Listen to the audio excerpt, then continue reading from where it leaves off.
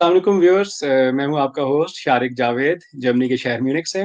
और आज हमारे साथ हैं बड़े ही अच्छे गेस्ट, मुराद अली शाहिद साहब, दोहा कतर से। ये कॉलम नवीस हैं। ये वहाँ पढ़ाते हैं बहुत अरसे से और 1999 से कतर में मुकीम है। अस्सलाम वालेकुम मुराद साहब, कैसे हैं आप? वालेकुम अस्सलाम वरहमतुल्लाहि वबरकातुहू। जी शार भाई, क्या हाल चाल है? कैसी तबीयत है आपकी? ठीक ठाक, अल्लाह का शुक्र। पहले तो बहुत शुक्रिया आपने शो पे आने की दावत कबूल की।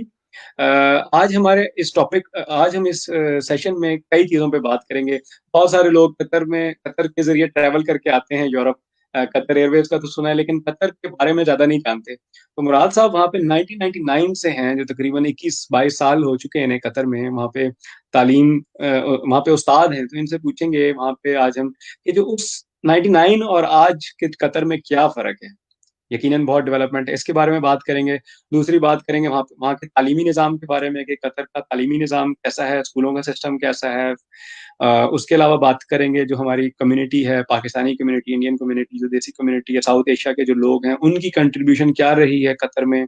और बाकी उसके अलावा हम ज़ाहिर है रमज़ान का महीना है, तो रमज़ान के हवाले से पूछेंगे कि रमज़ान में कतर में ज़िंदगी कैसी होती है नॉर्मली हर साल, और इस साल रमज़ान में कोरोना के बाद कैसी ज़िंदगी चल रही है। तो पहले तो हम शुरू करेंगे आपके सफर से। आप ये बताइए कि आप कतर कब और क्यों और कैसे गए। जी, बिस्मिल्लाह रहमान रहीम। रब्बि इश्रह ली सदरी वयस्सिर ली अमरी वाहलुल उक़दतम। बहुत शुक्रिया शारिक भाई। सबसे पहले तो मैं उम्मत मुसलमान को आपकी वसातत से रमज़ान करीम कहना चाहता हूँ। रमज़ान मुबारक सबको। और साथ ही अल्लाह ताला से दुआ है कि इस रमज़ान की फयूज़ व बरक़ात से, इसकी बरकतों से, रहमतों से अल्लाह ताला ये पूरी दुनिया के ऊपर जो एक बीमारी मुसल्लत हो गई है, पूरी हम्म। दुनिया जो है वो कोविड-19 का शिकार होती जा रही है। अल्लाह हम्म। ताला हमें इस बीमारी से जल्द अज जल्द इससे छुटकारा हासिल कराए। आमीन आमीन सुम्मा आमीन। आमीन। अब जो है मेरे तारफ़ की जहाँ तक बात है तो तारफ़ में 2 चीज़ें मैं आपके साथ शेयर करना चाहता हूँ, आपकी इजाज़त से। बिल्कुल एक जी। तो जिस इलाके से मेरा ताल्लुक है, कमालिया उसका नाम है। हम्म। इसको हाउस ऑफ कद्र भी कहा जाता है, सिर्फ़ पाकिस्तान में नहीं बल्कि पूरी दुनिया में हम्म। कद्र की वजह से उसको जाना और पहचाना जाता है। हम्म। और दूसरा जो है कि वहाँ पे हमारे जो सियासी शख्सियात हैं, उनमें से एक बड़ी शख्सियत जो है पाकिस्तान में वज़ीर तालीम के ओहदे पे फ़ाइज़ रह चुके हैं। तो इस लिहाज से सही। तालीम के साथ एक मेरे शहर का अच्छा खासा ताल्लुक है। तो मेरे एक दोस्त शायर हैं आबिद कमालवी साहब, उनका एक बहुत ही मशहूर शेर है, जो आपकी समाअत में भी नक़ल करना चाहता हूँ जी कि बिल्कुल। वफ़ाएँ बाँटता हूँ, रोशनी तक़सीम करता हूँ। वफ़ाएँ बाँटता हूँ, रोशनी तक़सीम करता हूँ, बस इतना सा तारुफ़ है, यही पहचान है। हम्म। तो अपने तारुफ़ के हवाले से मुझे वो शेर याद आ गया। चूँकि बहुत मैं एक उस्ताद हूँ और इल्म की रोशनी इल्म की रोशनी तक़सीम करना जो है वो मेरी ड्यूटी है, मेरे हम्म। फ़राइज़ मंसूब में शामिल है। तो उस हम्म। हवाले से एक शेर याद आ गया। नहीं, दूसरा जो उस्तादों है की तो बहुत खलील कदर है जिब्रान जी। का। आप हम इतने सालों से थैंक यू। उस्ताद हैं, इतने लोग आपके जो है साय में सीख कर कहाँ कहाँ पहुंच गए होंगे। जी, मुतशक्किर और इस्पातगुज़ार हूँ आपका। दूसरा जो है खलील जिब्रान का नाम ज़रूर सुना होगा आपने भी और नाज़रीन ने भी। अ, उनसे किसी ने पूछा उनसे किसी ने पूछा कि आपको कब मुश्किल पेश आई? हम्म। कोई ऐसा वक़्त भी आया कि जब आपको परेशानी या मुश्किल पेश आई? तो उन्होंने कहा कि हमेशा से ही मुझे तकलीफ़ होती है, महसूस होता है, मुश्किल और परेशानी होती है। जब हम्म। कोई मुझसे ये पूछता है कि आप अपना तारुफ़ खुद करवाएँ, तो ये भी एक मसला होता है कि अपना तारुफ़ खुद जो है वो करवाना है। तो मेरा ताल्लुक कमालिया शहर से है, डिस्ट्रिक्ट टोबा टेक्निकल की तहसील है, जैसे मैंने बताया हाउस ऑफ कद्र है। मेरी इब्तदाई तालीम वहीं से है, hmm. Government MC high school Kamalia से। उसके बाद जो है मैं फैसलाबाद चला गया, क्योंकि अच्छा। नज़दीक हमारे बड़ा शहर जो है वो फैसलाबाद है। यकीनन आपने भी सुना होगा, जिसको मैनचेस्टर भी कहा जाता है, सेकंड मैनचेस्टर। हम्म। वहाँ से मेरी ग्रेजुएशन है। ग्रेजुएशन के बाद जो है वो मैं 2 साल के लिए मेरी फ़ॉरेस्ट्री की तालीम है, फ़ॉरेस्ट स्कूल बूढ़ागली, मरी। सही। 2 साल के लिए 2 साल के लिए जो है वो पहाड़ों की सैर भी करता रहा। उसके बाद जो है मास्टर डिग्री मेरी जो है वो बीएससी मुल्तान, बहाउद्दीन ज़किया यूनिवर्सिटी मुल्तान से है। सही। मैंने उर्दू में मास्टर किया है और पाकिस्तान स्टडीज़ में मास्टर किया है। हुँ, हुँ। उसके बाद जो है 99 में मैं यहाँ आ गया, कुछ अरसा फॉरेस्ट डिपार्टमेंट में रहा पाकिस्तान में, और उसके बाद जो है वो यहाँ आ गया, सही। Doha Qatar. From 99 to date बच्चों के साथ, दोस्तों के साथ, एक स्कूल के साथ जी, पढ़ना-पढ़ाना का शुगल जो है वो चल रहा है। बिल्कुल। इसके अलावा जो है मेरी जो मसरूफ़ियत है वो ये है कि मैं कंदे शीरी के उन्वान से एक कॉलम लिखता हूँ। हफ्ते में 5 दिन जो है वो मैं कॉलम लिखता हूँ, और अ, पाकिस्तान के जितने भी बड़े अखबारात हैं, नेशनल पेपर्स हैं, उन सब में जो है मेरा कॉलम जो है वो शाया होता है। अच्छा, माशाअल्लाह, बहुत इसके ज़बरदस्त। अलावा इसके अलावा जो है वो मेरी एक किताब जो कि फ़ुकाहिया कालमों की बुक है, बानवान खट्टे मीठे कॉलम। हुँ, तो ये मनस्सा शहूद पे आ चुकी है। दूसरी मेरी किताब जो है वो इंशाअल्लाह इस साल, अगर अल्लाह ने तौफ़ीक दी, हम लोग जा सके समर वेकेशन के लिए पाकिस्तान, तो इंशाअल्लाह दूसरी मेरी किताब जो है वो फ़ुक़ाहात कालम के नाम से, फ़ुक़ाहात मुराद के नाम से इंशाअल्लाह बहुत ज़बरदस्त, माशाअल्लाह। आप तक ज़रूर पहुँच जाएगी। यानी आप कॉलम भी लिख रहे हैं और साथ-साथ अपने एजुकेशन यानी पढ़ाने का सिलसिला भी आपका चल रहा है इतने सालों से। इस पे भी हम डिटेल से बात करेंगे। हमारे बहुत सारे व्यूअर्स जो हैं वो यूरोप से हैं, जर्मनी से हैं और जैसे मैंने कहा कतर से ताल्लुक रहा है। इवन जब मैं भी पहली दफ़ा आया था तो कतर से गुज़र के आया था और कुछ ट्रांज़िट भी किया था। जब हवा से देखें तो एक सहरा ही नज़र आता है, दूर से सहरा नज़र आता है और बीच में एक ज़बरदस्त किस्म का शहर खड़ा हुआ है और वो पिछले कोई 10 एक सालों में बहुत तरक्की हुई है। तो जब आप गए होंगे जी, जी, जी, 99 में बिल्कुल। तो उस टाइम तो मेरे ख़्याल में बहुत छोटा होगा शहर तो हाँ, उस या गाँव ही होगा। जी, बिल्कुल, पहले तो आपके ये सहरा बार-बार कहने से मेरे ज़हन में एक दोस्त का शेर याद आ गया, अगर इजाज़त हो तो। बिल्कुल जी, बिल्कुल। अ, जी, एक दिल है कि बसाया ना गया हमसे, एक दिल है कि बसाया ना गया हमसे, लोग सहरा को भी गुलज़ार बना देते हैं। जी, तो तो हौसला, आपने वहाँ हिम्मत अज़म गुलज़ार हो बना अगर दिया तो वहाँ पे। जी, सहरा भी गुलज़ार बन जाते हैं, और जो पेशा कहकन होता है, पेशा फ़रहाद होता है, वो दूध की नहरें भी निकाल देता है। तो बात जो है हुँ, वो सिर्फ़ डिटर्मिनेशन की होती है। तो मैं समझता हूँ कि वाक़ई जब मैं आया था, बल्कि इस पूरे आपके सवाल के जवाब में अगर मैं एक छोटी-सी बात करूँ हुँ, कि जैसे पंजाब में मेले होते हैं ना, मेले लगते हैं, हुँ, तो उसमें बहुत रश होता है, आपने यकीनन देखा होगा। बिल्कुल जी। तो दोहा में जो है जब मैं आया था, और अब मैं समझता हूँ कि एक शहर से पूरी एक फलाही ममलकत जो है वो बन, इतनी जो है वो तरक्की हुई है। मैंने 99 जब आया था, वाक़ई आपकी बात बिल्कुल सही है कि बहुत बड़ा शहर जो है वो नहीं था ये, दोहा।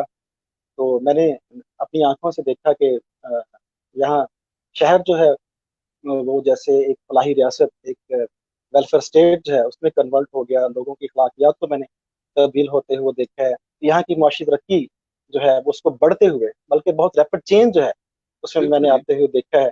इंफ्रास्ट्रक्चर, जैसे आप भी जब आए थे आप बता रहे हैं 1 डेकेड बिफोर, तो वाक़ई उस वक़्त जो है वो आप पुराने एयरपोर्ट पे यकीनन आए हुए होंगे। हुँ, अब जो एयरपोर्ट है वो दुनिया के जो चंद खूबसूरत एयरपोर्ट्स हैं सफाई के लिहाज से भी, उसमें एयरपोर्ट का शुमार किया जाता बिल्कुल है। जी, बिल्कुल। इसी तरह देखते ही देखते सड़कों का एक जाल बिछ गया। आज हर तरफ जो है वो आपको बेहतरीन किस्म की सड़कें नज़र आएँगी। देखते ही देखते हाई राइज़ बिल्डिंग जो है उन्होंने मुल्क के ऊपर कब्ज़ा कर लिया।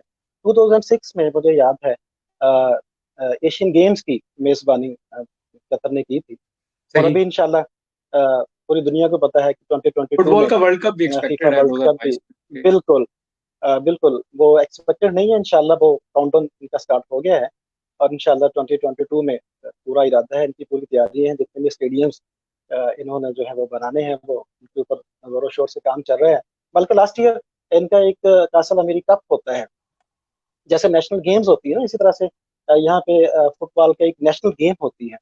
तो उस नेशनल सही। गेम्स का जो फाइनल था, उन्होंने उसी तरह तरतीब दिया था जिस तरह से ये लोग फीफा वर्ल्ड कप में अपने मैचेस जो है उसको अरेंज करेंगे और मैनेज करेंगे। सही, सही। तो ये भी इनका एक कामयाब तजुर्बा था, जो देखने में आया। बिल्कुल। अ, जी, जी, बिल्कुल, मैं यही कह रहा हूँ कि वाक़ई काफ़ी तरक्की हुई, मैं वही आपकी बात ही सुन रहा हूँ। आप बिल्कुल उसके साथ साथ हम जब इस तरक्की की बात करते हैं तो इसकी क्या चेंज देखते हैं कि जो इतनी दहाइयों से एक मुल्क ने तरक्की नहीं की और यकी एकदम ही जो उन्होंने काफी ज्यादा तरक्की कर दी, तो इसमें क्या चेंज देखते हैं कि जी, कहाँ एक रेवोल्यूशन आई उत्तर के अंदर? बिल्कुल। जो बेस है ना किसी भी मुल्क में रेवोल्यूशन की, वो मैं समझता हूँ तालीम, बिल्कुल। एजुकेशन है। इन्होंने जितना इन्वेस्टमेंट जो है, जितना पैसा खर्च किया है तालीम के ऊपर, बहुत कम मुल्कों में देखने में आया है। अच्छा। यानी अगर आप अंदाजा करें कि दुनिया की जितनी बड़ी यूनिवर्सिटीज हैं, उन सब के सब ऑफिस और कैंपस जो है वो दोहा में है। इनकी अपनी जो एजुकेशन सिटी है, एजुकेशन कॉम्प्लेक्स है, वो बहुत बड़ा है। आप कह सकते जी, हैं इट्स लाइक नॉलेज सिटी, जैसे सही। कि ऑक्सफोर्ड है या दूसरी बड़ी यूनिवर्सिटीज हैं, हार्वर्ड है, कि जिसमें आपको एक ही जगह पे बहुत से कैंपस जो है वो सब्जेक्ट के मिल जाते हैं। सही। ऐसे ही जो है वो जो इन्होंने एजुकेशन कॉम्प्लेक्स बनाया है, उसमें हर तरह की कैंपस जो है वो इन्होंने रखे हैं। इसके अलावा जो है इन्होंने अभी हाल ही में एक नई लाइब्रेरी जो है वो जदीद लाइब्रेरी हम्म। इस्टेब्लिश की है, कि जिसमें ऑनलाइन की भी सहूलत है, वहाँ जाके भी किताबें पढ़ सकते हैं। सही। लाखों की तादाद में किताबों का जखीरा इन्होंने जमा किया है हम्म। वहाँ पे। तो मैं समझता हूँ कि तालीम में तरक्की दरअसल जो है वो कतर की तरक्की है। एक छोटी सी सही। मिसाल आपको देता हूँ मैं, जी। कि पूरे गल्फ में वुमेन लिटरेसी रेट इस वक्त सबसे ज्यादा वो कतर का है। अच्छा। जबरदस्त। और आपको यकीनन हैरानगी होगी कि हम यानी ये पाकिस्तानी, थोड़ा तकलीफ भी होती है, दुख भी होता है कि 72 साल हमें हो गए हैं, और आज तक जो है वो हमारा बजट जो है वो इतना ज्यादा नहीं होता कि 4% हो गया, 5% हो गया, या राउंड अबाउट ऐसा ही। लेकिन हम्म। लिटरेसी रेट अभी भी हमारा जो है वो 58 से ऊपर नहीं गया, हम्म। 72 साल। और यानी कि अगर मैं कतर की ये बात बात करूं, जो तरक्की का राज है कतर का, वो कहते हैं कि वो तेल नहीं है, तेल वो एजुकेशन है, जहां पे उस पे पैसा लगा तो इन्होंने तरक्की की। जी बिल्कुल, बाकी बाकी भी फैक्टर्स तो होते हैं, इसमें कोई शक नहीं होती, लेकिन मैं आपको बेस बता रहा हूँ। एक सही। बेस जो होती है ना, वो यकीनन ये होता है, एजुकेशन होता है। क्योंकि एजुकेशन जो है, इसके अगर सही मानों में डेफिनेशन की जाए, तो मैं समझता हूँ कि इससे मुराद है कि education means a positive change in behaviour. ये बिल्कुल जी। आपके रवैयों में तब्दीली ले आता है। और यहाँ मैंने देखा है शारिक भाई, लोगों के रवैयों में तब्दीली मैंने देखी है यहाँ 20 सालों में, 2 डेकेड्स में। किसी ऑफिस में चले जाएं, फॉरेन ऑफिस में हम्म। चले जाएं, पुलिस स्टेशन चले जाएं, या इनके किसी तालीमी इदारे में चले जाएं, तो जी। वाजे रवैयों में वाजे तब्दीली जो है वो आपको मिलेगी। और बल्कि मैं आपको बताऊं कि अगर राह चलते हुए आपको कोई पुलिस नजर आ जाती है, तो वो आपको चेकिंग भी करेंगे, तो बड़े पोलाइट तरीके से चेक करेंगे आपको। आपको ये नहीं कहेंगे कि गाड़ी से बाहर आ जाओ, कि हम्म। आपका हमने आईडी चेक करना है, या आप किधर से आ रहे हो, क्यों कर रहे हो, किधर जा रहे हो, वगैरह वगैरह। तो हम्म। आपको कहेंगे कि आप इशारा करेंगे कि आप अपनी सीट पे ही बैठे रहें, आप मुझे सिर्फ लाइसेंस चेक करवा दें।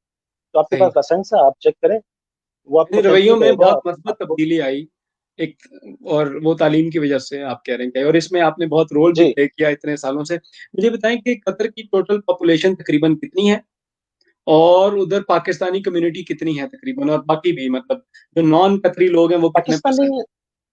जी पाकिस्तानी जो कम्युनिटी है मोर देन 1 लाख है। अच्छा जी। और टोटल जो डिफरेंट कम्युनिटीज को मिलाकर तकरीबन 24 लाख। ठीक है।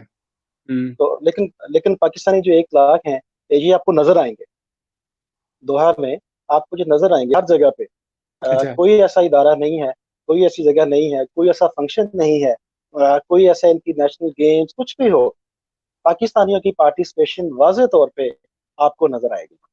सही तो। अगर सियासी बात एक मेंशन करने की इजाजत हो, कता नजर किसी भी पार्टी से किसी का ताल्लुक हो, हाँ, सियासी जब भी ऐतिहासिक। कोई नहीं नहीं, जब बिल्कुल। भी यहाँ पे कोई आता है कोई हेड ऑफ स्टेट पाकिस्तान से, तो उनको बहुत ओपन हैंडेडली जो है वो वेलकम किया जाता है। नहीं, जबरदस्त। और उसमें एम्बेसी जो है वो पूरी कम्युनिटी को बुलाती है, जितनी भी तंजीमें हैं सबको हम्म। बुलाती है, और सब लोग वहाँ जाते हैं, उनकी अपनी पार्टिसिपेशन होती है। क्योंकि सही। आप भी जानते हैं, आप इतने अरसे से मुल्क से दूर हैं। जी जब आप बिल्कुल। मुल्क से दूर होते हैं, तो मुल्क की मोहब्बत और भी उजागर हो जाती है।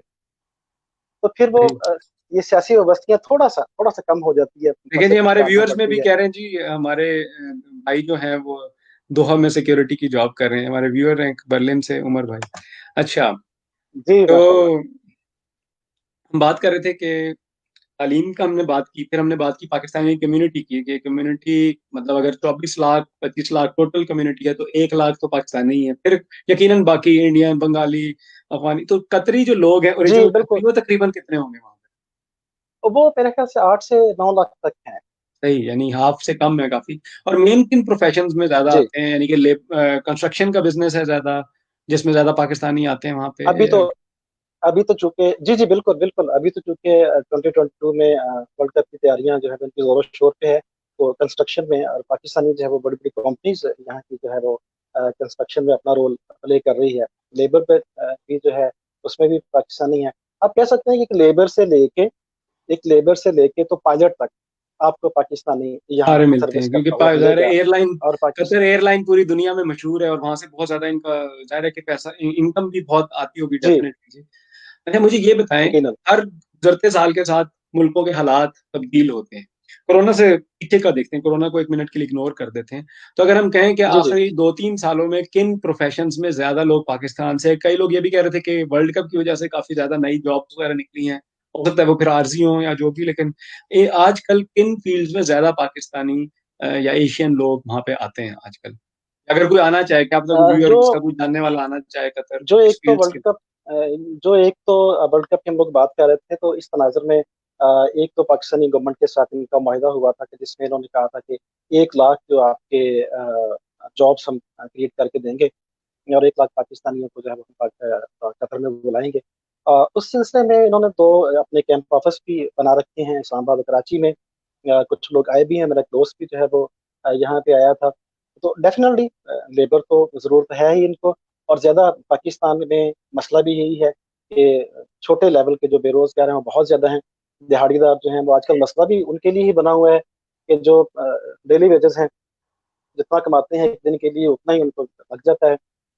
तो उनकी जो है वो एक एग्रीमेंट था। उसके अलावा कतर पेट्रोलियम में, इंजीनियरिंग डिपार्टमेंट में, एजुकेशन डिपार्टमेंट में हर जगह पे पाकिस्तानी जो हैं वो आ रहे हैं और जहाँ-जहाँ ज़रूरत होती है वहाँ डेफ़िनेटली पाकिस्तानी अप्लाई करते हैं और आते हैं।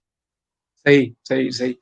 अच्छा, एक जनरल सा क्वेश्चन है, थोड़ा कम इंफॉर्मेशन की वजह से, कतर में तो सऊदीया की तरह कफील वाला सिस्टम तो नहीं है कि बंदा फंस जाए नहीं, पासपोर्ट कफ़ालत देना पड़ता सिस्टम है? है। अच्छा, नहीं, नहीं, कफ़ालत सिस्टम तो यहाँ है, लेकिन वैसा सख्ती नहीं है। अच्छा, ठीक, ठीक, सही, वैसी सही। सख्ती नहीं है जैसे कि सऊदी अरब में है। वहाँ एक तो ये कि सऊदी अरब जो बहुत बड़ी स्टेट है चूँकि, तो वहाँ पता ही नहीं चलता कौन कहाँ पे है और दूसरा ये मैंने बताया ना कि रवैयों में बहुत तब्दीली है। जी, थोड़ी देर पहले जो मैंने बात की ना जी कि जी। पूरे गल्फ में सबसे ज़्यादा literacy rate, whether literacy rate वो कतर का है और इसके अलावा जो ओवरऑल लिटरेसी रेट है वो मोर देन 90% है। हुँ, तो बिल्कुल। डेफ़िनेटली जब रवैयों में तब्दीली आती है तो फिर वो वाला तरीक़ेकार तो नहीं होता हुँ, जो कि कफ़ालत की सख्तियाँ होती हैं। जी, वहाँ पे बिल्कुल। सख्ती वाक़ई है लेकिन यहाँ पे इतनी मेरे ख्याल में सख्ती जो एक है वो मेन रीज़न नहीं है। आपने खुद ही बता दी। अब काफ़ी पोलाइट है। ठीक है। इसी से रेलेवेंट एक सवाल है, सैयद सरफराज हसन का। ये कहते हैं कि कतर की इतनी कम आबादी है, उसके बावजूद इतने बड़े-बड़े इदारे, और कतर एयरवेज़ पूरी दुनिया में, अल जज़ीरा जो है पूरी दुनिया में मशहूर है। तो और पाकिस्तान में इतना टैलेंट होने के बावजूद, इतनी आबादी के बावजूद इस तरह के कोई बड़े इदारे फेमस नहीं है, तो आप क्या समझते हैं इसकी क्या वजह हो सकती है? सबसे बड़ी वजह तो होती है किसी भी ये नहीं कि यहाँ पे या पाकिस्तान में अगर ओवरऑल मैं बात करूँ तो जो सबसे बड़ी वजह होती है वो होता है लीडरशिप क्राइसिस जिसको आप क्या चीज़? कहत-उर-रजाल भी सही। लीडरशिप क्राइसिस हाँ जी, जिसको आप कहत-उर-रजाल भी कह सकते हैं। सही है। कहत-उर-रजाल भी आप कह सकते हैं जिसको, राइट? अब देखिए कि जिनाह साहब जब आए तो एक डिटर्मिनेशन थी उनके पास कि एक मुल्क है जो न्यू स्टेट है उसको मैंने कैसे डेवलप करना है, एस्टेब्लिश करना है। एक उनके पास एक पूरी उनकी ज़िंदगी की तगो-दो और कोशिश थी, सही। राइट? जी, वो तो इत्तेफ़ाक से कुदरत की तरफ से जो है वो उनको ज़्यादा ज़िंदगी जो है वो नहीं मिली। तो जी, बिल्कुल। पाकिस्तान को भी अगर अच्छे लीडर मिलते रहते, तो यकीनन आज पाकिस्तान का बावजूद इसके देखें जी, सर कह रहे हैं कि जी इतनी तरक्की नहीं पाकिस्तान में हुई है, फिर भी बेस्ट पाकिस्तानी डॉक्टर्स की डिमांड है पूरी दुनिया में, बेस्ट इंजीनियरिंग की डिमांड है पूरी दुनिया में, राइट? जी, इवन बेस्ट बिल्कुल। लेबर की डिमांड है पूरी दुनिया में। इसका हुँ, मतलब क्या है कि पब्लिक तो उनके पास तो टैलेंट है, जी, तो कहाँ पे है? ऊपर है। अब लीडरशिप क्या है? लीडरशिप है कि अगर मैं मिसाल दूँ कि लीडरशिप ये है कि जो लीडर होता है ना, अगर आवाम आके आपसे शिकायत करती है कि मुझे भूख लगी हुई है और मैंने पेट पे एक पत्थर बांधा हुआ है, तो लीडर कौन है जो अपना कमीज उठा के ये बताए कि मैंने दो पत्थर बांधे हुए हैं। हम्म। यानी ये मिसाल हजूर सल्लल्लाहु अलैहि वसल्लम की है, चलो, खंदक के मौके पे। सही। खंदक के मौके पे लीडर हम में से ही एक होता है ना जी, जी हम बिल्कुल। में से ही एक होता है, लेकिन वो बेस्ट होता है, क्वालिटीज होती है। तो यहाँ की तरक्की का एक राज जो है वो मैं समझता हूँ कि हिज हाइनेस शेख तमीम को जरूर जाता है कि जिसके दौर में देखते ही देखते जो है वो हर मैदान में जो है वो तरक्की की नहीं, एवरीथिंग बहुत ऑफ अच्छी आई, बात आपने देखते बताई। ही देखते एकदम से ब्लूम जो है वो आना शुरू हो गया। यानी ये एक रीजन जवाब आपने सही दिया कि लीडर हम अवाम में से हो, ना कि जिस तरह हमारे यहाँ सब शहजादे बने हुए हैं गरीब मुल्क में होते हुए। अच्छा, हम इसके अलावा बिल्कुल, आपसे थोड़ा सा इस लीडर जानना को तो चाहेंगे। लीड करना है ना जी, लीडर ने लीडर लीड को करना है। लीड करना है। बिल्कुल। अगर लीड करने वाला ही ईमानदार नहीं होगा, हम्म। ठीक, तो पीछे जो फॉलोअर होंगे वो किस तरह से। हजरत हाँ। करम वजह का मुझे एक कौल याद आ गया कि अगर 100 शेरों को एक भेड़ लीड कर रही हो, तो 100 शेर जो है वो भी भेड़ बन जाते हैं। सही और अगर 100 भेड़ों को एक शेर लीड कर रहा हो, तो पीछे आने वाली जो 100 भेड़ें हैं वो भी शेर बन जाती हैं। सही सही सही, बिल्कुल। तो लीडरशिप क्वालिटी का ये एक मेरिकल होता है। बिल्कुल। नहीं, जबरदस्त, बहुत ही अच्छी चीज बताई। अच्छा, अभी एक और बात हम करेंगे, थोड़ी सी टॉपिक थोड़ा चेंज करें, क्योंकि रमजान का महीना है, रोजे हम लोग रख रहे हैं। जी। कोरोना के हवाले से आजकल वहाँ पे रोजों की क्या सिचुएशन है? मस्जिदें क्या वहाँ पे खुली हुई हैं? तरावी के लिए लोग जा सकते हैं या नहीं जा सकते? और कारोबार, जॉब्स वगैरह, आप स्कूल में पढ़ाते हैं, स्कूल बंद हैं, क्या सिचुएशन है वहाँ पे कतर में इस वक्त? जी, हमारे स्कूल जो हैं वो बच्चों का आना जो है वो ममनू है। बिल्कुल बच्चे नहीं आ रहे हैं। हम ऑनलाइन क्लासेस ले रहे हैं। सही। स्टाफ जो है वो उनको सहूलत है कि वो आधा स्टाफ एक दिन चला जाए, आधा दूसरे दिन चला जाए। यानी पाबंदी नहीं है। अगर आप चाहें तो घर में बैठ के भी अपनी ऑनलाइन क्लास ले सकते हैं। वो सही। इसलिए कि क्योंकि क्योंकि गवर्नमेंट ऑफ कतर ने मना किया हुआ है। एक लिहाज से लॉकडाउन है। मसाजिद जो है वो भी जैसे पूरी दुनिया में तकरीबन बंद है। तो यहाँ पे भी हम्म। अजान मस्जिदों में होती है। उसके बाद जो है वो नमाज हम लोग घर में पढ़ते हैं। सही। जहाँ तक कारोबारी जिंदगी है तो बड़े स्टोर्स खुले होते हैं जो फूड आइटम्स है, जिसका ताल्लुक बराह रास्त जो है वो आपकी जिंदगी के साथ है, जिंदा रहने के जी साथ, जी। तो वो खुले होते हैं। बाकी जो है वो मोस्टली बंद है। होटल कुछ ऐसे जो टेक अवे के लिए इजाजत है उनको कि घरों में जो है सही। वो आप कॉल करके बुला सकते हैं, मंगवा सकते हैं। बाहर हम्म। बैठ के जो है वो खाना ममनू है। इसलिए ठीक। कि कोई भी जहाँ पे भी पब्लिक गैदरिंग होगी, सोशल गैदरिंग होगी, उसको मना जो है वो किया गया है। ठीक। नहीं, एहतियात जरूरी है। उम्मीद है कि ये जिस तरह आपने प्रोग्राम के शुरू में दुआ की कि अल्लाह ताला इस कोरोना की वबा से हम सबको जल्द जान छुड़ाए और वापस नॉर्मल की तरफ, हम जिंदगी आमीन। नॉर्मल की तरफ जाए। आमीन। अच्छा, ये आमीन। बताएं कि चलो कोरोना से हट के देखते हैं, आम दिनों में नॉर्मली रमजान कैसा होता है कतर में? वहाँ पे वर्किंग आवर्स कैसे ओ होते हैं? सर, बाजारों के ओपनिंग टाइमिंग्स कैसे होते हैं? सर मैं अगर आपको कहूँ कि 12 महीनों में जो सबसे बेस्ट मंथ यहाँ पे सेलिब्रेट किया जाता है वो रमजान का होता है। हम्म। यानी आप यूं महसूस करें कि दिन सो रहे हों और रातें जाग रही हों। खाने पीने का मजा है, होटलिंग का मजा है, लोग जो है वो घूम रहे हैं आजादना तौर पे, इबादत का इतना मजा है। मसाजिद पूरी रात खुली रहती हैं और क़यामुल लैल आखिरी अशरे में खासकर जो है मसाजिद में क़यामुल लैल के एक अजीब कैफियत होती है मसाजिद में। और लोग जो है वो जुग पर जुग जो है वो पार्टिसिपेशन कर रहे होते हैं हम्म। मसाजिद में। तो यानी आप कह लें कि जितनी जो हसल बसल और जितना ज़ौक शौक जो है लोगों को खाने में होता है ना, उससे सही। कहीं बढ़ के यहाँ मैंने रमजान में इबादत में लोगों का इंटरेस्ट देखा है। हाँ जी। इस यानी साल बहुत अनफॉर्चुनेटली खूबसूरत महीना है ऐसा और देखने में टाइमिंग्स भी नहीं आ डिफरेंट है।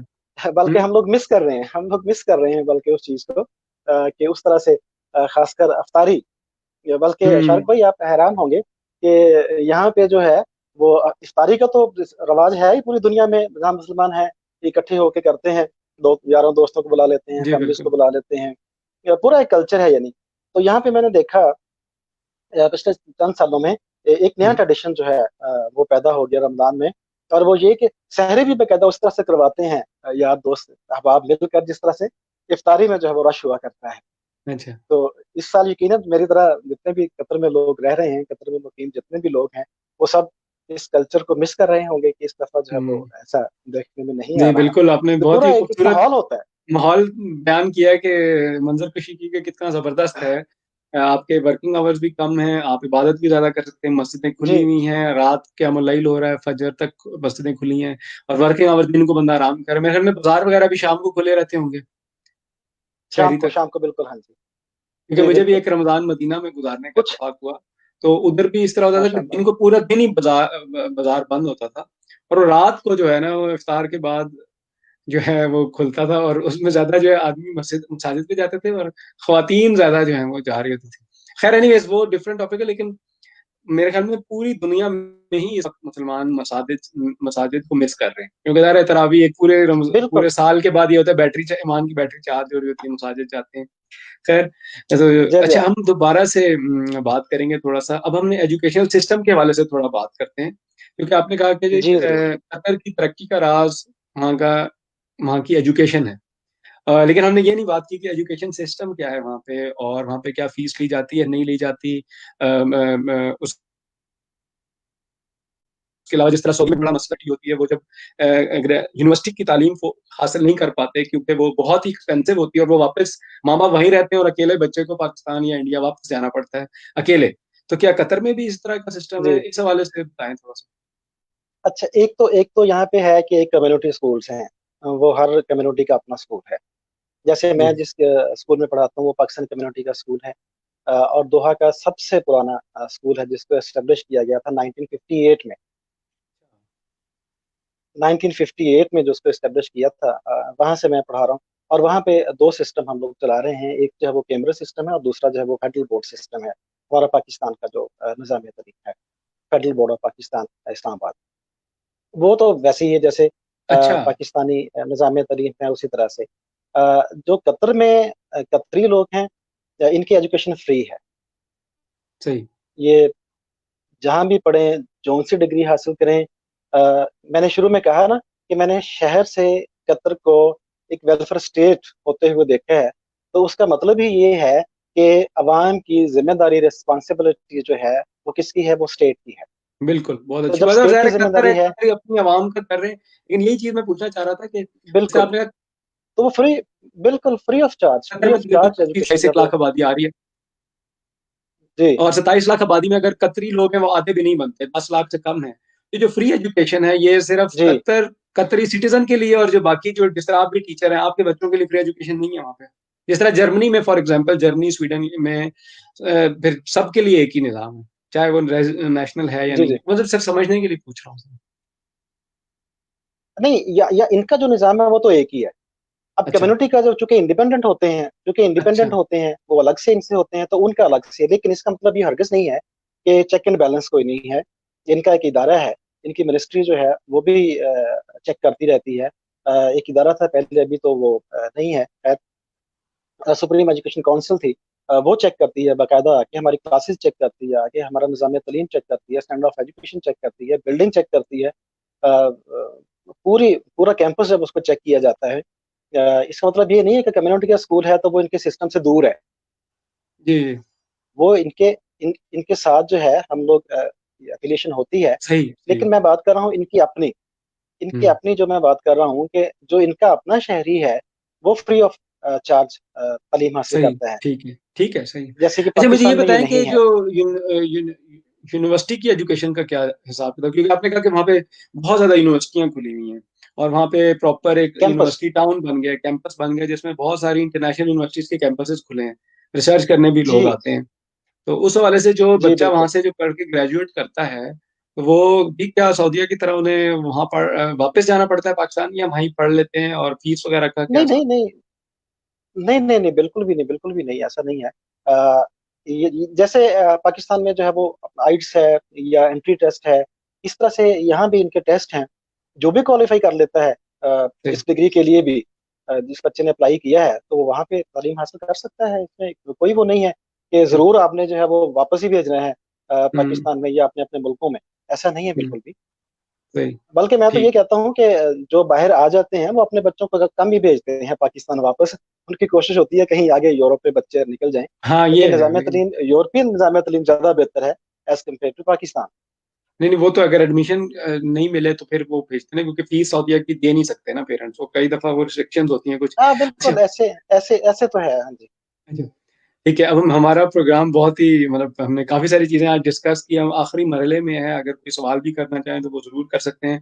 आज के प्रोग्राम में जी, बहुत हमारे शुक्रिया। साथ भी मुराद अली शाहिद साहब थे, दोहा कतर से, और बहुत ही अच्छे अजीम प्रोफेशन से इनका ताल्लुक है, उस्ताद हैं, और बहुत अरसा दराज से, इससे पहले पाकिस्तान से दो इन्होंने मास्टर्स किए हुए थे उर्दू में और सोशल स्टडीज में, और इसके बाद जो है ये कतर में 99 से हैं।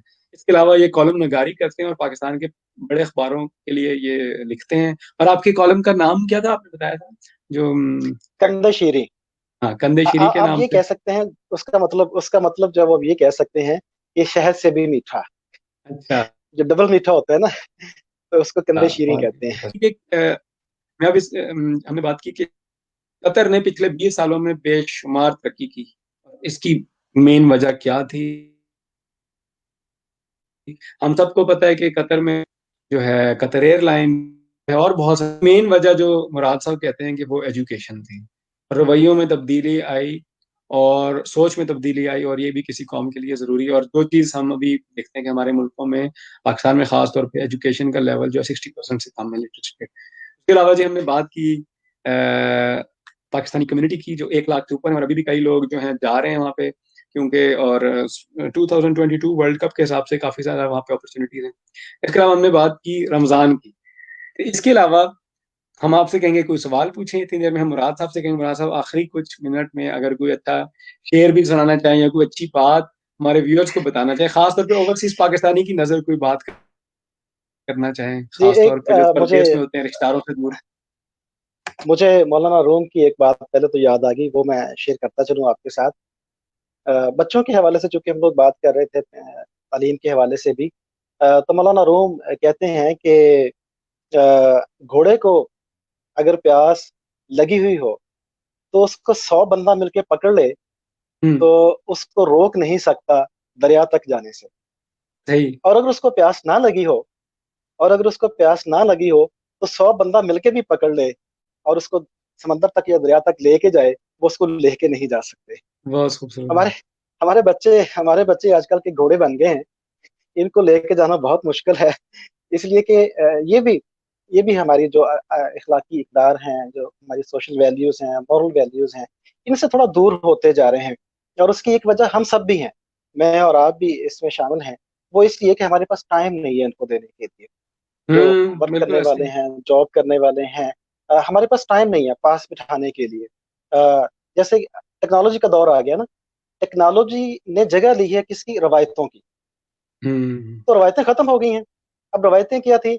रवायतों की खूबसूरत एक मिसाल है कि एक ही चूल्हे के ऊपर बैठ के जितने भी फैमिली के मेंबर्स हैं वो सब खाना खाया करते थे।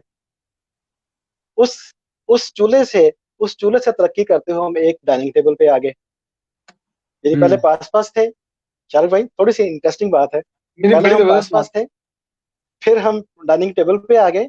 जब डाइनिंग टेबल पे आए तो चेयर्स मिल गई हमें, हम फासलों पे आ गए। और अब हम डाइनिंग टेबल को छोड़ के अपने अपने कमरों में चले गए हैं, अपने अपने सेल फोन और लैपटॉप लेके।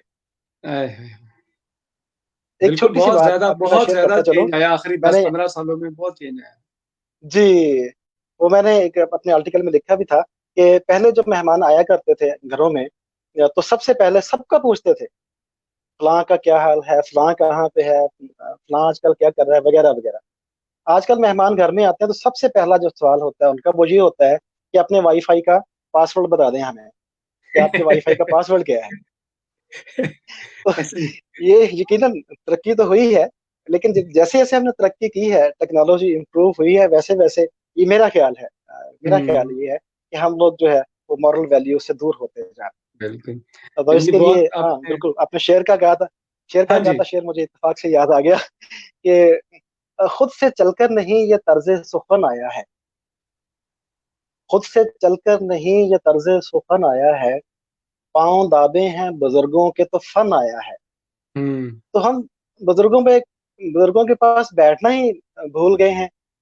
तो हमें कैसे तर्ज सुखन हमारा कैसे डेवलप हो? हमें कैसा हम्म। पता चले कि हमारी रवायतें क्या है, हमारा कल्चर क्या है, हमारे ट्रेडिशंस क्या है। बिल्कुल। तो ये एक नेटवर्क होता था। उस नेटवर्क में अब उसकी कड़ियां जो है अलग अलग होती जा रही। तो नहीं, ये एक बहुत बहुत बायसे अफसोस खूबसूरत। बात है, मकामी अफसोस है। हम्म। तो आप हमें थोड़ा सा तरबियत के लिए आखिरी बात को कहें, पेरेंट्स को खास तौर पे तरबियत, क्योंकि बच्चों का आपने कहा कि पेरेंट्स का भी कसूर है, हम वक्त नहीं देते, पेरेंट्स को कैसे क्या करना चाहिए कि ज्यादा बच्चों की अच्छी तरबियत कर सकें खास तौर जी, मैं एक छोटी सी मिसाल अपना बल्कि पर्सनल वाकया आपके साथ शेयर कर लूँ, उसमें सारी आपकी बात का जवाब आपको मिल जाएगा। मेरे पास चूंकि सेकेंडरी क्लास होती है एक अरसे से, 12वीं क्लास। तो मेरे पास एक वालद आया और उन्होंने कहा कि जी, मेरा बच्चा दिन ब दिन जो है उसमें एक ये बुरी बात आती जा रही है, एक ये बुरी बात आती जा रही है, ये एक बुरी बात आ जाती है। और आखिर में उसने मुझे कहा कि सर, ये पहले झूठ नहीं बोलता था, अब इसने झूठ भी बोलना शुरू कर दिया है। पे। तो मैंने उनसे पूछा, मुझे सिर्फ एक बात बता दें कि आप अपने बच्चे को वक्त कितना देते हैं, उसके साथ टाइम कितना स्पेंड करते हैं। तो उन्होंने मुझे कहा कि जी, मेरे पास टाइम ही नहीं मिलता असल में अपने बच्चे को टाइम दूं। मैंने कहा जी, मैं इस बात से इत्तेफाक इसलिए नहीं करता, टाइम नहीं मिलता। आप मुझे बताएं कि आप वॉक के लिए जाते हैं। उन्होंने कहा जी बिल्कुल, मैं वॉक के लिए जाता हूँ। कितनी देर के लिए जाते हैं? पूरा आधा घंटा। तो मैंने कहा कल से आपने ये रूटीन बनानी है कि जब अपने वॉक पे जाना है तो अपने बच्चे को पकड़ के अपने साथ लेके जाना है और पूरा आधा घंटा उसके साथ सिर्फ और सिर्फ उसकी उसकी एजुकेशन के बारे में बात करें। उसने पूरा हम्म। दिन कैसे गुजारा, कौन से टीचर ने क्या पढ़ाया उसके साथ, किसका जी। रवैया उसके साथ कैसा रहा, उसके बच्चों ने क्लास में आज क्या क्या बातें की, क्या क्या आपने आज का काम किया और कौन सा काम आपका बाकी है। सिर्फ ये आधा घंटा आपने उस बच्चे को देना है। और उसके बाद फिर 1 महीने के बाद मुझे बताएं उसका नतीजा क्या है। सही। तो अल्हम्दुलिल्लाह अल्हम्दुलिल्लाह उसका बहुत ही अच्छा नतीजा आया। तो मेरी सिर्फ पेरेंट्स से यही एक रिक्वेस्ट है कि थोड़ा सा टाइम आप जो है वो जरूर बच्चे को दो। और ये आजकल एक बात आती है कि टीचर्स बहुत सख्ती करते हैं, इनको नरम होना चाहिए। मैं कहता हूँ उतना ही नरम पेरेंट्स को भी अपने बच्चे के साथ होना चाहिए। देखिए, हम अपने बच्चों की तरह समझते हैं, लेकिन पेरेंट्स के वो अपने बच्चे हैं। हम्म। यानी हम तो बच्चों की तरह समझते हैं। You got my point Shahrukh भाई? जी बिल्कुल, जी बिल्कुल। यानी हम तो बच्चों की तरह समझते हैं, उनके अपने बच्चे हैं, हम्म। रियल हम्म। बच्चे हैं। तो उन्हें एक फ्रेंडली माहौल में उनको अपने साथ लेके जाना चाहिए, टाइम हम्म। देना चाहिए। और उनके साथ उनके लेवल पे जाके, हम्म। उनके लेवल पे आजकल जो वो बेहतरीन तालीम यही है। बच्चों को समझने के लिए सबसे बेस्ट वे आजकल ये है कि आप बच्चों के मेंटल लेवल के बराबर जाके उनसे बात करें। जी बिल्कुल, और इस तरह उसका तो आप रिजल्ट ठंडे के और जोर होगा। पे तो नहीं आजकल आप कर सकते बच्चों को, उनको आपको नहीं नहीं नहीं, समझाना पड़ता है। तो यानी अगर आप बच्चों को प्यार के उनके लेवल पे जाके समझाएंगे तो उसका रिजल्ट बहुत पॉजिटिव आएगा। जी बिल्कुल। लेकिन इसका हरगिज मतलब नहीं है कि वो एक मैं बात कहा करता हूँ अपनी क्लास में कि फ्रेंड्स नॉट बडी, यानी वो दोस्त हों यार ना हो। हाँ सही, मतलब थोड़ा डिस्टेंस जब वो रहना यार चाहिए, बन थोड़ा जाएंगे, बहुत डर होना चाहिए। बिल्कुल वो लिमिट क्रॉस हो जाएगी। बस आप लिमिट में रहें, उसके बच्चों के साथ हर चीज शेयर करें कि प्यार के साथ सही। बात करें, मोहब्बत के साथ बात करें, प्यार के साथ समझाएं, पोलाइट तरीके से समझाएं इनको। तो हम्म। रिजल्ट अल्हम्दुलिल्लाह बहुत पॉजिटिव आता है। चलें, तो बहुत ये बहुत आपके शुक्रिया जी। आपकी वसातत से, आपके प्रोग्राम की वसातत से मेरी सब पेरेंट्स के साथ रिक्वेस्ट है, बिल्कुल आइदर इन पाकिस्तान और बिल्कुल। अब्रॉड, कि बच्चों के साथ पोलाइट रहें। बहुत बहुत ही अच्छे तरीके से आपने मैसेज दिया। और क्योंकि आजकल के दौर में पेरेंट्स की भी तरबियत की जरूरत है, क्योंकि वक्त इतनी तेजी से चेंज हो रहा है, टेक्नोलॉजी, ट्रेंड्स, बच्चों के रवैये, पेरेंट्स के रवैये, कि पेरेंट्स को भी अपने आप को अडॉप्ट करना है ताकि बच्चों की अच्छी तरबियत कर सकें। तो आज हमने बहुत ही ज्यादा टॉपिक्स पे बात की, और जिन लोगों ने प्रोग्राम अभी देख रहे हैं वो जरूर बाद में इसको शुरू से देखिएगा, क्योंकि हमने बहुत ज्यादा टॉपिक्स पे बात की मुराद अली शाहिद साहब से, और ये दोहा में 1999 से मुकीम है, हमने वहाँ की तरक्की के हवाले से बात की और सारी चीज़ों के हवाले से बात की। और इंशाल्लाह आपसे आइंदा भी राब्ते में रहेंगे।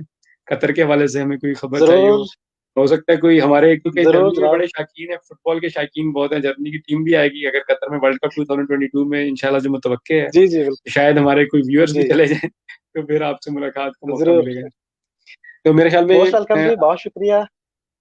जी, बहुत शुक्रिया, और सारे व्यूअर्स का आपका भी भी। बहुत शुक्रिया जिन्होंने हमें टाइम दिया। और इंशाल्लाह कल हम इसी तरह एक और मिडल ईस्ट से ही एक उनके बहरेन, मुल्क बहरेन से इंशाल्लाह कल इसी वक्त में, कल एक और हम जो है शो लेकर आएंगे। बहरीन के बारे में आपको बताएंगे, वहाँ पे पाकिस्तानी कम्युनिटी के बारे में बताएंगे, वहाँ की लाइफस्टाइल के बारे में बताएंगे, वहाँ पे रोजे के रमजान कैसे चल रहा है। और इनका आपने मुराद साहब का जो है कॉलम जरूर पढ़ना है। इसके साथ साथ हम लेंगे आपसे इजाजत। आप सब बहुत शुक्रिया, और खास तौर पे बहुत शुक्रिया मुराद साहब का। और आपकी इफ्तारी भी होने वाली होगी, है जी। जी। थोड़ा वक्त रह गया आपके इफ्तार शारिक में भाई, भी। आपका भी बहुत शुक्रिया। आपका भी बहुत शुक्रिया, नाज़रीन का भी बहुत शुक्रिया जिन्होंने देखा। कमेंट करना पॉजिटिव नेगेटिव उनका हक है यकीनन, क्योंकि ये मेरे व्यूज थे। यकीनन सबके व्यूज मुख्तलिफ होते हैं, लेकिन मेरा सबसे ये पैगाम है कि जिंदगी में हमेशा मस्बत रहें और मस्बत सोचें। अल्लाह और ताला खास तौर पे आसानियां आजकल के तकसीम करने की। बड़ा अच्छा, बहुत मस्बत पैगाम है, जहाँ थोड़े से लोग बड़ा परेशान है, मायूसियां छाई हुई हैं कोरोना की वजह से। जी, लेकिन मस्बत रहे, रिस्क का वादा अल्लाह ने किया, सेहत और जिंदगी भी उतनी लिखी है जो बिल्कुल वो। बिल्कुल। हम्म, बिल्कुल। बिल्कुल बिल्कुल शारिक भाई, अगर आप अगर 1 मिनट हो तो मैं एक जी जी छोटी सी प्लीज, बात कल मैंने आखिरी अपने मिनट। वीडियो मैसेज में भी मेरे वीडियो मैसेज में भी की थी। एक हमारे बचपन में एक कल्चर होता था कि एक दूसरे के घरों में हम लोग कोई अच्छी चीज बनती थी ना, जर्दा, हलवा, गोश्त, तो वो मुख्तलिफ घरों में हम तकसीम कर दिया करते थे ना। जी तो खामोशी के साथ एक लिहाज से हेल्प हो जाया करती थी। जी तो आपके प्रोग्राम की वसात से मैं सब लोगों से रिक्वेस्ट करूंगा, उस कल्चर को रिवाइव करें। और इस मुश्किल वक्त में और कुछ नहीं तो वो लोग जो हाथ नहीं फैला सकते हैं, जो नहीं कुछ कह सकते हैं, हम्म स्पेशली जो वाइट कलर लोग हैं, या तो आप खामोशी के साथ इस तरह से कुछ अच्छी चीज बना के उन घरों तक पहुंचा दें, ताकि हम्म। खामोशी के साथ आपकी खैरात भी होती रहे और उनकी हेल्प भी होती रहे। तो जी हम उस कल्चर को इस कोरोना की वजह से फिर से इंशाल्लाह अगर ऐसा रिवाइव करने में कामयाब हो गए, तो जी एक लिहाज से आप यूं कह दें कि आपस में मुहब्बतें जो है वो उनको मजबूत करने और आसानियां तकसीम करने का बायस बन जाएंगे। बिल्कुल, बहुत बहुत शुक्रिया ही शारिक प्यारा भाई, मैसेज थैंक यू आपने वेरी दिया। मच। और आप तमाम लोग अपने इर्द गिर्द जरूर, अपने इर्द गिर्द कम्युनिटी में लोगों का ख्याल रखें और मदद करें। इसके साथ लेंगे इजाजत। मुराद साहब आपका बहुत बहुत शुक्रिया, तमाम व्यूअर्स का भी शुक्रिया। अभी थैंक यू। तकरीबन हमारा पूरा घंटा होने को है। बहुत शुक्रिया थैंक यू। सब लोगों का। अल्लाह हाफिज। अल्लाह हाफिज।